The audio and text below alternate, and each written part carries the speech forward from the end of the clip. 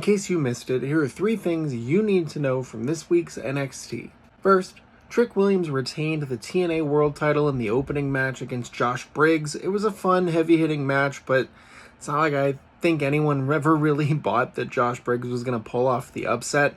I was hoping when Trick Williams won the title that it was going to be so he could wrestle some of the veterans from TNA and get more and more experience and more wins under his belt. And so far he has been getting the wins, but the match quality just hasn't been the same. It looks like he's going to have a rematch with Joe Hendry in July.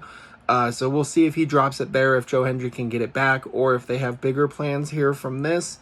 But I'm enjoying what he's been doing. I just don't think they've done as much as they possibly could to its full extent. Second, Tony D'Angelo and Stax wrestled for the Heritage Cup after Noam Dar was forced to vacate it due to injury, which is a shame because he has not really been seen on TV since he won it in the first place again. And I just want him to be healthy. He's one of my favorites. But Stax defeated Tony D'Angelo in part thanks to a mix-up involving Luca Crucifino accidentally hitting Tony D'Angelo. So that story is going to just keep going with minimal developments, but putting the Heritage Cup on Stax makes a lot of sense. It gives him something more to do and a little bit more validation. So I'm excited about that. I just really want this story to be done so we can go on to whatever is next for all of these guys. And third, we have a new number 1 contender to the NXT Women's title.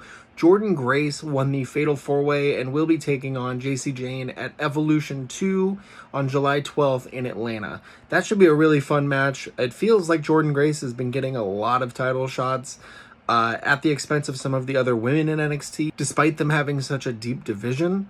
So I'll be really curious to see if she actually wins and then where we go from there, because they're still not even considering Blake Monroe, who was nowhere to be seen tonight after getting taken out at her contract signing last week. You know she's going to be near the top of the card.